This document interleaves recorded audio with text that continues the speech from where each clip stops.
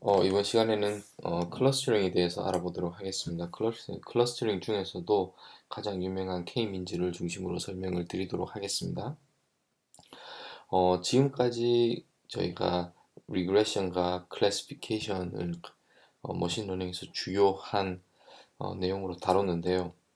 클러스터링으로 넘어가기 전에 클러스터링이 지금까지 리그레션과 클래시피케이션의 가장 큰 차이점은 무엇이냐면 슈퍼바이즈드 러닝이냐, 언슈퍼바이즈드 러닝이냐에 대한 것을 저희가 이야기를 조금 해야 될 것 같습니다. 그래서 기본적으로는 슈퍼바이즈드 러닝이라는 것은 우리말로는 이제 지도학습, 무엇이 지도되었다는 것은 데이터가 X가 들어왔을 때 거기에 해당하는 아웃풋 또는 라벨이 붙어 있을 경우를, 그래서 이렇게 페어가 들어와 있을 경우 이제 그거를 이제 그래프로 그렸을 때는 서로 다른 클래스가 있기 때문에 이렇게 색깔이 다르게 제가 표현을 할 수가 있을 것 같습니다.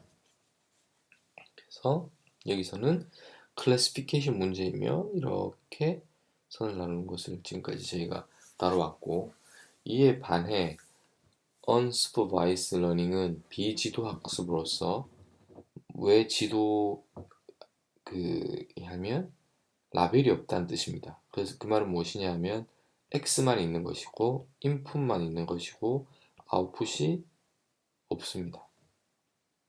그런 경우에는 보시면 아시겠지만 컬러를 다르게 표현할 수가 없습니다. 왜냐하면 저희는 그 인풋 시그널만 매저가 되었기 때문에.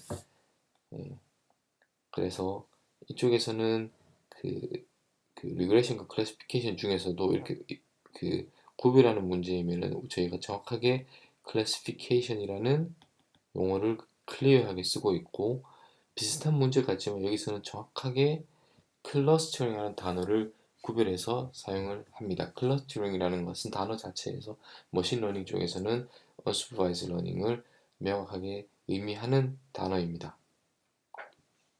자, 그러면 데이터 클러스터링이라는 것을 먼저, 클러스터링은 지금까지 제가 설명드렸듯이 unsupervised learning problem이고, 주어진 것은 m개의 데이터 포인트입니다. m개의 데이터 포인트 샘플인데 그것은 보시는 것 같이 인풋만 있습니다. 그러니까 unlabeled. 그리고 또 다른 정보가 주어져야 되는 것은 무엇이냐면 이것이 몇 개의 그룹핑으로, 몇 개의 클러스터링으로 파티션이 될 수 있을 거라는 것에 대한 K의 개수가 주어져야 합니다. 지금 여기에 대해서는 지금은 좀 이해가 안 가실 수 있는데 제가 여기에 대해서는 나중에 따로 자세히 설명을 드리도록 하겠습니다. 그래서 지금은 인풋 데이터와 몇 개의 그룹으로 클러스터링이 될 수 있을 거라는 그 개수가 주어져 있을 때의 문제를 생각해 보도록 하겠습니다. 죄송합니다. 그래서 저희 목표는 그룹 또는 클러스터, 샘플 또는 example, 저는 데이터 포인트를 K의 파티션으로 나누는 문제가 클러스터링이라고 정식으로 데피니션을 내리도록 하겠습니다. 그래서 그러면 어떻게 클러스터링을 할 건가에 대한 방법론적인 것을 제가 좀 고민을 해봐야 되는데, 그 중에 키워드는 similarity입니다. 같은 클러스터에 속하는 데이터 포인트라면 유사도가 있어야 될 것이고, 이러한 피처 스페이스에서 유사도는 다양한 유사도를 시뮬레리티를 하나로 유일하게 정의가 되는 것이 아니라 가장 심플하게는 어떤 디스턴스의 개념이 소개가 되고, 그 디스턴스가 가까울수록 피처 스페이스 상에서 시뮬레리티가 크다는 것이 가장 상식적일 것 같습니다. 그러면 이제 여전히 여기서 어떻게 거리를 디파인 할 수 있느냐, 거리를 디파인하는 방법은 여러 가지가 있을 수 있으니까 그런 것들에 관심이 있습니다. 그래서 클러스터링에서 사용될 유일한 정보는 샘플들 간의 데이터 포인트들 간의 mutual similarity, 되겠죠? 그러면 우리가 클러스터링을 잘했다면 클러스터링 간에는 시뮬러리티가 클 테고, 예, 서로 다른 인터 클러스터 간에는 시뮬러리티가 낮으면 우리가 클러스터링을 잘 했다고 하겠죠. 자, 이것이 클러스터링 하게 하는 기본적인 그 시뮬러리티에 대한 시뮬러리티를 이용한 클러스터링을 하겠다는 모티베이션을 보여드리는 것이고, 클러스터링 중에서 가장 유명한 알고리즘이 K-means라는 알고리즘이 있습니다. K-means. 그렇게 해서 여기는 앞에 타이틀에도 보시지만 이터레이티브하게 저희가 이터레이티브한 것을 퍼셉츄얼에서 한번 유사한 어떤 방법론을 살펴보았습니다. 그래서 K-means를 최적화가 이터레이티브하게 저희가 좀 살펴볼 텐데, 그 어떻게 하는지에 대한 알고리즘을 먼저 제가 소개를, 그러니까 이것이 정답이라는 것을 보여드리고 그게 왜 제대로 동작하는지에 대한 설명을 드리는 것이 맞을 것 같습니다. 그래서 첫 번째 단계는 이니셜라이제이션입니다. 그래서 인풋에 k가 있고 m개의 트레이닝 데이터셋이 있을 때 그 k개의 클러스터 센터를 이니셜라이제이션을 시키는데 역시나 랜덤 이니셜라이제이션을 하도록 하겠습니다. 그러면 이렇게 데이터가 트레이닝 데이터셋이 있을 때 저희가 어떻게 k가 2라는 것이 주어져 있다고 가정을 하면 이 공간상에 아무 두 개의 어떤 센터 아니면 두 개의 어떤 포인트를 이렇게 찍었다고 하겠습니다.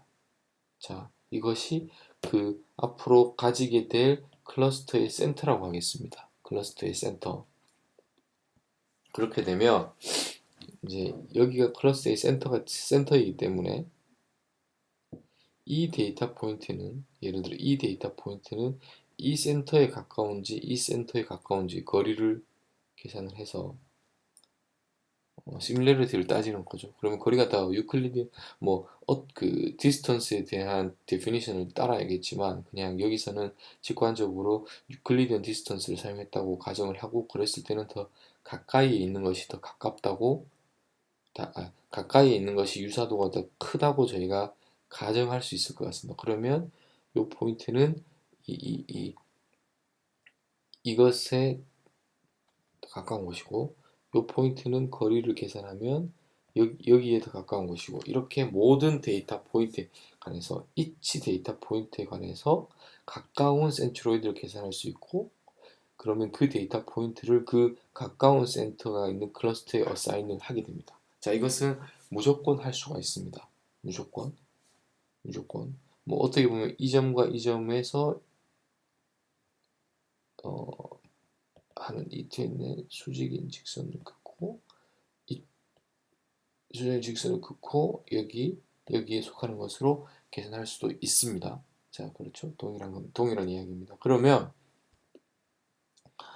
당연히 그 클러스터의 센터를 랜덤하게 이니셜라이제이션 했기 때문에 지금 이 과정에서 클러스터링이 된 것은 크게 의미가 없습니다. 정답도 아닐 테고, 대부분 일반적으로. 그러면 또 어떻게 할 거냐면, 우리가 요 빨간색이 한 클러스터, 파란색이 또 다른 클러스터가 되었으니까 틀렸겠지만 요 클러스터에서의 평균이 새롭게 찾아지겠고, 여기서의 두개에서의 새롭게 찾아질 겁니다. 그래서 move 센츄로이드를 이동시키는 거죠. 업데이트를 시키는 거죠. 그럼 되시겠습니까? 그리고 그 다음에는 또 다른 센트로이드가 생겼으니까 다르게 어사인을 할 수 있을 테고, 이쪽으로 다르게 어사인이 되었으니까 다시 센트로이드를 업데이트 할 수 있을 테고, 이것을 반복할 겁니다. 언제까지? 수렴할 때까지. 일반적으로는 클러스터 센터가 더 이상 변하지 않으면 이것이 수렴했다고 볼 수 있을 것 같습니다. 뭐 아니면 쉽게는 그냥 상당히 많은 수의 이터레이션을 그냥 하면 됩니다. 예, 해석적으로 어차피 뉴메리컬하게 풀 거기 때문에. 그리고 최종적으로 아웃풋은 무엇이냐 하면, 최종적으로 각각의 데이터 포인트에 관해서 각각의 데이터 포인트에 관해서 라벨이 붙을 겁니다. 그 라벨은 1부터 K겠죠. 왜냐하면 K의 클러스터라고 저희가 가정을 하고, 파티션이 나눠질 거라고 가정을 하고 시작했기 때문에. 예. 그리고 각각의 클러스터에 센터가 있을 겁니다. 센터. 아시겠죠? 이것이 최종 아웃풋이 되겠습니다. 그러면 지금 보시면 이 경우처럼 이렇게 그룹핑이 되는 것을 알 수가 있습니다. 이것이 K-민즈의 알고리즘이고, 이것을 다시 한번 그 과정을 제가 한번 설명을 드릴 텐데, randomly initialization을 시켰습니다. 그리고 각각의 데이터 포인트에 관해서 어느 클래스에 어느 클러스터에 어느 그룹 어느 클러스터, 제가 계속 클래스는 여기서 쓰지 않도록 하겠습니다. 왜냐하면 슈퍼바이저 러닝의 클래시피케이션과 혼동이 될 수 있기 때문에. 그러면 이렇게 각각의 데이터 포인트에 관해서 그룹을 각각 곳에 있는, 뭐 동일한 말로 이렇게 거리에 나누면 되겠죠. 그리고 그래서 어사이닝 포인트를 하고 클러스터의 센터를 다시 계산하고, 그러면 이 파란색으로 어사인된 거에 새로운 센터는 여기, 빨간색의 새로운 센터는 여기가 되겠습니다. 그러면 이 센터가 다시 계산이 되었기 때문에 저희가 어사이닝을 다시 할 수 있겠죠. 다시 여전히 또 이렇게 어사이닝이 다시 되었으니까 포인트가 또 바뀔 테고, 그룹이 다시 바꿔졌으니까 센터를 다시 고를 테고, 그러면 어사이닝을 다시 할 테고, 이 과정을 반복하게 됩니다. 그래서 최종적으로 수렴할 때까지 계속 반복을 하게 되면 이터레이션 과정이 끝이 나오게 되고, 이것을 K-means clustering 알고리즘이라고 이야기를 합니다. 그래서 서머리를 하면, 다시 한번 같은 내용을 다시 랜덤 이니셜라이제이션 하고 파티션의 개수는 미리 알아야 합니다. 예, 그래서 두 가지의 반복을 하게 되는데, 각각의 데이터 포인트에 관해서 예, 어느 그룹에 속하는지를 어사인을 하게 되고, 예, 그다음 각 클러스터에 속한 데이터 포인트의 평균을 계산해서 새로운 센터를 취하게 됩니다. 이것을 계속 반복하게 됩니다. 이는 최적화의 관점에서 K-민즈를 다시 설명을 하는 내용인데, 조금은 어드밴스드한 내용이기 때문에 자세히 설명은 하지 않고 여기서는 넘어가도록 하겠습니다. 단 지금까지 제가 설명드린 이터레이티브한 방법들이 최적화 오티마이제이션 프로블럼으로 트랜스포메이션 될 수 있고, 그렇게 계산을 할 수가 있다는 것을 제가 보여드리는 정도로 해서 넘어가도록 하겠습니다. 지금까지는 K-민즈에 대한 구체적인 알고리즘에 대한 내용을 좀 살펴보았고, 조금 일반화해서 이런 K-민즈 알고리즘에 대한 것을 제가 조금 설명을 드리고 싶습니다. 타이틀은 일단 Expectation Maximization 알고리즘이라고 되어 있는데, 요 단어에 대한, 특히 여기를 이제 EM 알고리즘이라고 하는데, 에 대한 것은 지금은 좀 신경을 안 써도 될 것 같습니다. 그러면 다시 K민즈에서 제가 살펴본 것이 좀 일반화돼서는 어, 치킨 앤 에그 프로블럼 또는 딜레마라고 하는데, 무엇이냐 하면, 예를 들어서 데이터 아니면 클러스터의 센터가 주어져 있다면 각각의 모든 데이터 포인트를 어느 센터에 어소시에이트 또는 어사인 시킬지를 저희는 어떻게 결정하느냐, 각각의 데이터 포인트에 대해서 센터와 가장 가까운 곳을 고르면 됩니다. 그래서 거기에 해당하는 파티션을 어사인을 하면 되고, 또 반대로 그 각각의 데이터 포인트가 어느 클러스터에 속해 있는지 멤버십을 알면 센터는 어떻게 구하느냐? 그 클러스터에 속해 있는 모든 데이터의 평균을 클러스터의 센터로 취하면 됩니다. 저희가 지금까지 했던 겁니다. 자, 그런데 여기를 A, 여기를 B라고 하겠습니다. 그러면 무엇을 의미하냐면 A를 알면 B를 할 수가 있습니다. 무슨 말? 예. 그리고 이걸 여기라고 하지 말고 이렇게 하겠습니다. A라는 것을 A에 대한 정보가 있고 B를 여기서는 그 상관없는 겁니다.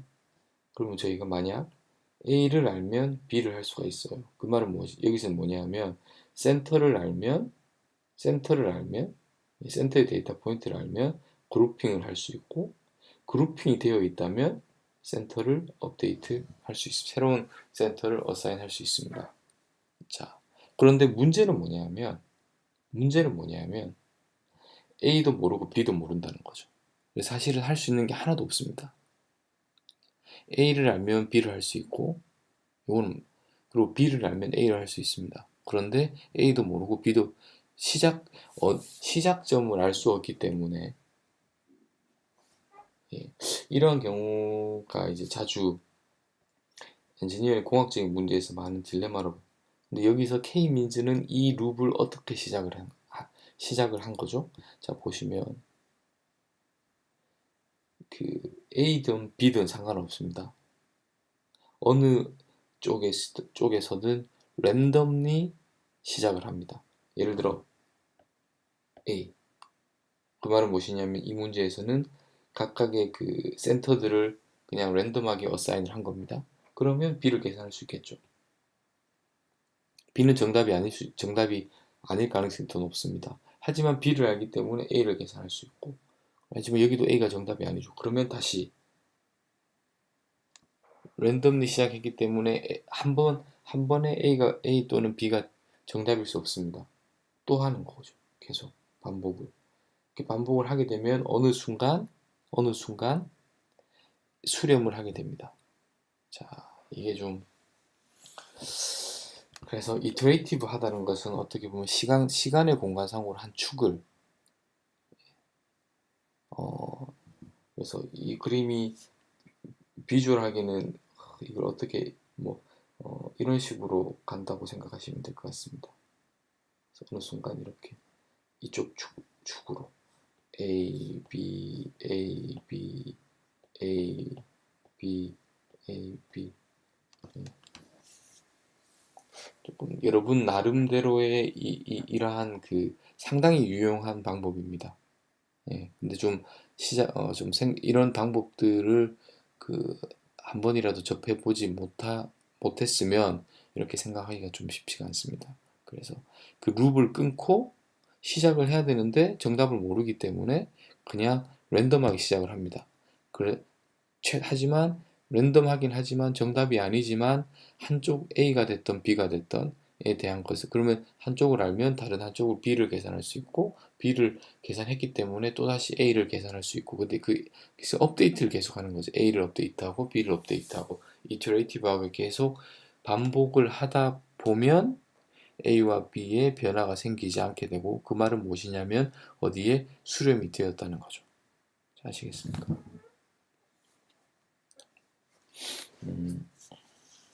그래서 K-민치 알고리즘은 좀 더 엄밀하게는 이러한 제가 지금까지 말씀드린 EM 알고리즘에 대한 아주 스페셜한 케이스이고, 예, 또 다른 여러분들이 조금 더 공부를 하시면 가우시안 믹스처 모델이라는 것을 한번 보시게 될 텐데 지의 아주 특수한 케이스입니다. 예, 하지만 저희 이 강의에서는 다루지 않도록 하겠습니다. 그래서 여러분들이 관심 있으신 분들은 그 가우시안 믹스처 모델을 먼저 보시고 조금 더 일반화된 EM 알고리즘을 보시면 될 것 같습니다. EM 알고리즘은 상당히 조금은 내용의 깊이가 있으니까 여러분들 하지만 EM 알고리즘에 대한 것들을 조금 공부를 하시게 되면 나중에 다양한 그 공학적 문제를 푸시는데 유용할 것 같습니다. 자, 그래서 파이썬을 통해서 그 뉴메리컬한 이그젬플을 한번 살펴볼 텐데 그래서 일단은 먼저 저희가 데이터를 제너레이션 해야겠죠. 그래서 지금 보면 그룹이 한 3개 정도 이렇게 보이는 것 같은데 보시면 그 X만 있습니다. Y가 없습니다. 이것이 중요합니다. 그 인풋 데이터만 있는 겁니다. 인풋 데이터만. 그리고 역시나 중요한 것이 색깔로 구별을 하지 못합니다. 왜냐하면 아웃풋에 해당하는 라벨이 없기 때문에 여기서 한 3개의 그룹 정도. 3개라는 것을 어떻게 아느냐? 일단은 저희가 그냥 그림에서 보면 3개를 알기 때문에 3개를 시작을 하고 나중에 어떻게 3개를 구하는지에 대해서도 한번 살펴보도록 하겠습니다. 그래서 보시면 뮤를 보면 랜덤하게 선택을 해서 1번 뭐 번호는 사실 상관없습니다. 뭐 여기 그러면 저희가 할 수 있는 것이 각각의 데이터 포인트에서 거리를 다 계산할 수 있으니까 가장 가까운 거리에 해당하는 것에 그 데이터 포인트를 어사인을 할 겁니다. D1 이렇게 거리를 계산하고 가장 작은 것에 어사인을 했습니다. 어사인을. 그리고 그 어사인된 거에서 평균을 취해서 새로운 뮤로 업데이트를 하도록 하겠습니다. 자, 이것을 계속 반복할 겁니다. 근데 엄밀하게는 각각의 데이터 포인트에 어사인된 값과 또는 그 센트로이드 값이 변하지 않을 때까지지만 여기서는 그냥 간단하게 뭐 사실 엄밀하진 않지만 충분히 많은 이터레이션을 한다라고 저희가 가정을 하고 한 500번 정도 돌렸습니다. 그리고 여기에서 그 에러 값이 여기 에러는 이렇게 계산을 했는데 값이 상당히 작아지면 브레이크를 하는 것으로. 그래서 지금도 보시면 500번까지 가지 않고 한 4번 정도에서 수렴하는 것을 알 수 있습니다. 그래서 이제 플러스를 해보면 각각의 클래스에 따라서 이렇게 저희가 알고 있는 직관에 해당하게 데이터가 클러스터링이 된 것을 알 수가 있습니다. 여러분들 클러스터링은 상당히 어려운 방법입니다. 그러니까 클러스터링 하기가 일반적으로는 쉽지가 않습니다. 뭐 여러분들이 어떻게 생각하실지 모르겠지만 이 문제에서도 우리가 직접 보면 세 개의 클러스터가 이렇게 너무나 직관적이죠. 하지만 컴퓨터 입장에서는 컴퓨터 입장에서는 데이터 포인트 또는 데이터의 데이터만 있는 것이지 공간에 대한 거리에 대한 개념을 저희가 상당히 주기가 쉽지는 않습니다. 그래서 일반적으로 클러스터링은 쉽지 않고 그 중에서도 가장 유명한 알고리즘은 K-민즈라고 지금은 생각하시면 될 것 같고 거기는 그 EM 알고리즘의 아주 스페셜한 케이스로 좀 특이한 이터레이티브한 방법 아주 유용하다 정도로 알고 계시면 될 것 같습니다. 지금까지는 제가 K-민즈라는 알고리즘을 그 파이썬에서 직접 코딩을 했지만 어, 그, 여기가 이제 사이킬런의 클러스터라는 것에서 K-민즈를 가지고 오면 이렇게 K-민즈에다가 K-민즈 클러스터 3개가 어사인 되어 있고 X를 넣어서 K-민즈로 피팅을 하라고 하면 자동으로 이렇게 클러스터링이 된 것을 알 수 있습니다. 그래서 사이킬런에 주어져 있는 K-민즈 알고리즘을 그냥 직접 사용을 해도 된다라고 보시면 되겠서 제가 좀 소개를 시켜드리는 것이고 나중에 사이킬런에서 들어있는 머신러닝 알고리즘에 하는 속해 있는 모듈 또는 클래스 또는 펑션에 대해서 메소드도 좋습니다. 한번 일괄적으로 제가 한번 정리하는 기회를 갖도록 하겠습니다. 그러면 그 K-민즈에 있어서 몇 가지 좀 이슈가 있을 수 있는데 한 번씩 차례대로 살펴보도록 하겠습니다. 저희가 처음 시작을 할 때 센터 포인트를 센트로이드를 랜덤 이니셜라이제이션을 하게 됩니다. 그렇다는 것은 이 랜덤리 이니셜라이즈 된 거에 의해서 이터레이티브하게 클러스터가 결정이 된다는 이야기고, 그렇기 때문에 K-민즈는 클러스터 센터의 이니셜라이제이션에 상당히 민감하게 반응할 거고 센시티브 할 겁니다. 그래서 저희가 운이 좋지 않게, 나쁘게 좋지 않게 이니셜라이제이션을 하면 당연히 그 수렴에 대한 스피드 그리고 클러스터링 결과도 좋지 않을 수 있겠죠. 그러면 제가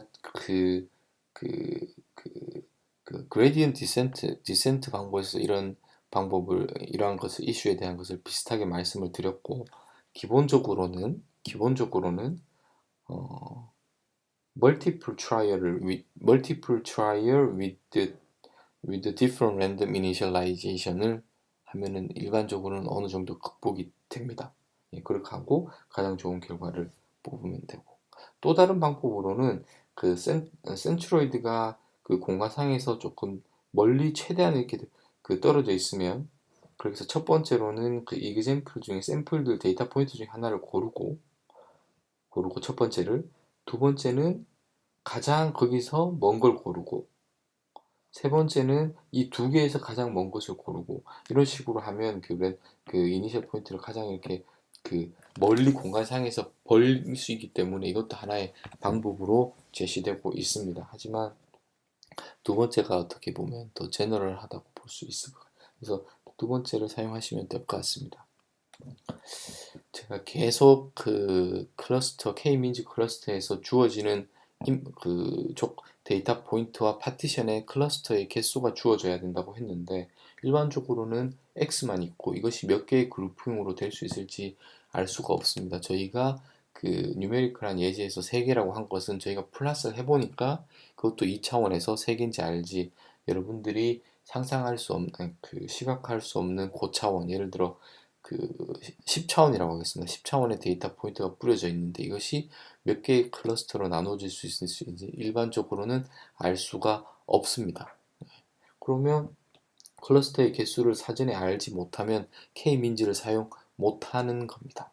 자, 그래서 그러면 어떻게 K-민즈 그 개수에 이제 K에 해당하는 것을 사전에 어사인을 할 수 있을까 하는 거고, 자, 그러면 아이디어는 뭐냐 하면, 클러스터의 개수가 하나를 더 추가를 했을 때 더 좋아지지 않으면 그 성능이 그러면 거기가 어느 정도 K의 세츄레이션이 된 거죠. 다시 데이터 포인트에서 그 예를 들어서 클러스터가 3개다. 그러면 2개를 시도해보고, 3개로 시도해보고, 4개로 시도해보고, 5개로 시도해보고 해볼 수 있을 것 같습니다. 뭐 하나부터 하죠. 그러면 그 성능을 각각의 그 센트로이드에서 각각의 클러스터에 속해 있는 데이터 포인트의 모든 거리를 다 계산을 하도록 하겠습니다.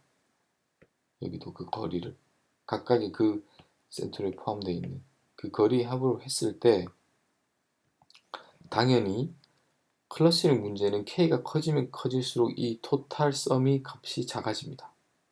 그러겠죠.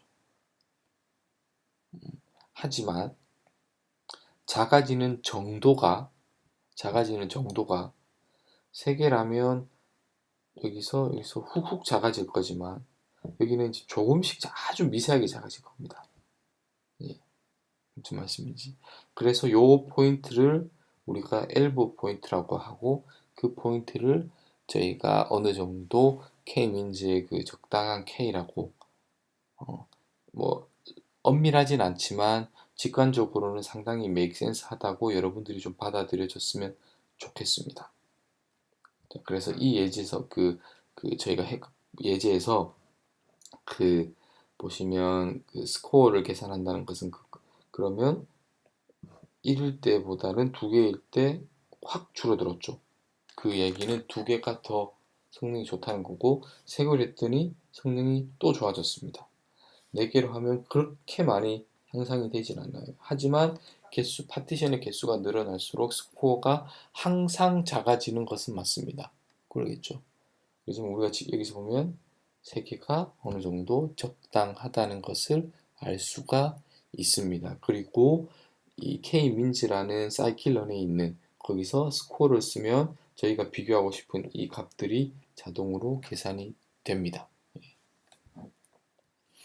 또 다른 리미테이션으로는 그 클러스터에 속해 있는 각각의 데이터 포인트를 그 클러스터에 하드 어사인을 하게 됩니다. 무엇이냐면 xi는 그 예를 들어 K라고 하면 그 C1에서 CK까지 거기 해당하는 것은 뮤1, 뮤K, 이거는 그 센트로이드라고 할 수 있겠죠. 에 무조건 하나를 어사인을 하게 됩니다. 어사인은 이것은 K-민즈의 방법론이고, 그래서 이 클러스터에 속해 있거나 속해 있지 않거나 이분법적이죠. 이분법적. 하지만 저희가 계산을 하는 입장에서 soft assignment라는 단어를 씁니다. 무엇이냐면 이 데이터 포인트가 이 클러스터에 속할 확률이 얼마냐. 확률이. 아시겠습니까? 이것은 뭐 어떻게 보면 같을 수도 있다고 생각할 수 있지만 상당히 다른 관점입니다. 상당히 다른 관점. 예. 그래서 그 가우시안 믹스처 모델이라는 것은 그 소프트 어사인먼트를 하는 것이고, 그 확률을 할 때 거리에 어떻게 보면 그 거리에 그 가우시안 분포로 생각을 해서 확률을 어사인 할 때 저희가 가우시안 믹스처 모델이라고 합니다.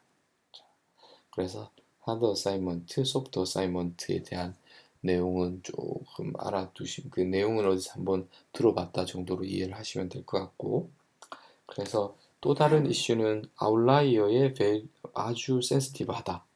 예, 아웃라이어. 이럴 때는 어떻게 할 수 있냐면 그 K 민즈를 쓰지 않고 K 미디언 중간값을 사용을 하게 됩니다.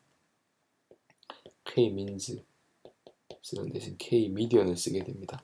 제가 이 K 미디언을 쓰면 중간값을 쓰면 아웃라이어에 센시티브하다는 것을 조금 더 자세히 설명을 드릴 수도 있는데, 자, 뭐 이렇게 얘기를 하겠습니다. 그 데이터 포인트가 여기서 이제 뭐 이렇게 값이 있고, 뭐 이렇게 값이 갑자기 튀었다고 하겠습니다. 예, 뭐 예를 들어서 그러면 여기가 아웃라이어. 이제 이것은 클러스터링하고 문제가 관계가 있는 것은 아니고, 제가 그 평균과 미디언에 대한 차이를 좀 설명을 드리고 싶어서. 그래서 예를 들어서 색깔을 다르게 썼으면 세 개씩 민을 계산을 하면, 예를 들어 이렇게 계산을 하면 이 데이터 포인트에 한 이 정도 값이 나올 것 같습니다. 아니면 조금 밑에 여기에. 그리고 이렇게 이동해서 세 개를 계산하면 이 정도. 또 여기 이렇게 이동하면서 이렇게 세 개의 데이터 포인트를. 그런데 미디언이라는 것은 그 이 값과 그 다시 하겠습니다. 이 값과 이 값의 중간값을 계산하기 때문에 이 값을 취해서 여기에다 플러스를 하게 되고, 여기에서 중간값은 이 값이고, 여기서 중간값은 또 이 값이 여기니까 이 값이고.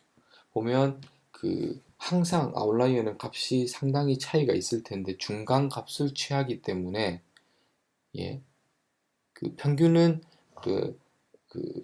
아웃라이어에 영향을 미치게 됩니다. 영향을 받게 됩니다. 하지만 미디어는 이렇게 훅 튀어나간 값들을 제거하는 넌리니어 필터라고 생각하시면 될 것 같습니다. 여기는 제가 자세히는 설명하지 않고 여러분들이 뭐 민즈가 있고 미디언 중간값이 있고 평균과 중간값이 있는데, 미디언을 쓰면 아웃라이어에 조금 넌센시티브하게 만들어줄 수 있는 넌리니어 필터다 라고 생각을 정도 이해를 하고 계시고 넘어가도록 하겠습니다. 또 다르게는 이거는 엄밀하게는 제가 설명을 안 드리겠습니다. 그래서 데이터 포인트들이 라운드로 쉐이핑이 되어 있을 때는 잘 동작을 하고, 예. 그렇지 않을 경우에는 조금 이제 여기 라운드라는 게 컨벡스하고 조금 관련되어 있다고 생각하시면 될 것 같고, 각 클러스터들 간의 데이터 포인트, 각 클러스터에 속해 있는 데이터 포인트의 개수, 여기서 뭐 density 또는 사이즈가 비슷할 때 잘 동작하는데 다르면은 조금 언밸런스가 발생을 할 수 있다 라고 생각하시면 될 것 같습니다. 그래서 라운드 쉐입에 관련된 것이 non convex. 예. 이럴 때는 또 좀 그 스펙츄얼 클러스터링 또는 파티션 또는 여기는 이제 뭐 그 그래프나 또는 네트워크에서 그 여러분들이 이런 단어를 보시게 될 텐데 상당히 중요한 알고리즘입니다. 이러한 non-convex한 쉐입에서도 하지만 여기서는 역시나 설명하지 않고 넘어가도록 하겠습니다. 저희는 이제 이 내용은 다루지 않을 we will not 사용하지 않을 것 같습니다. 그리고 이제 커널라이즈라는 단어를 이제 여러분들이 보시게 이제 조금은 어떻게 그 매핑을 할 건데 지금 non convex 하면 데이터를 그 공간을 그 휘어서 매핑을 시켜서 조금 더 컨벡스에 가깝게 한 후에 K-민즈를 사용하면 이제는 좀 여러분들이 어떤 그 이제 일반적인 방문론들이 조금씩 이제 눈에 보였으면 보일 거라고 제가 기대를 하고 있습니다. 그래서 그 예제가 그 non convex 할 경우, non round shape일 경우에 보면 이것이 정답인데 실제로 K-민즈를 해보면 이렇게. 왜 여기서 그러냐면 거리를 계산할 때 유클리드 디스턴스를 계산하고 이것은 그 거리를 계산하기 때문에 이러한 예. 왜냐하면 여기서 가장 동일한 거리에 있는 것은 라운드 쉐입이기 때문에 그렇습니다. 이 모든 데이터 포인트. 그래서 스펙츄럴 파티셔닝이 이제 어떤 그 네트워크에서의 어떤 커넥티비티와 관련이 되어 있다라고 생각하시면 돼요.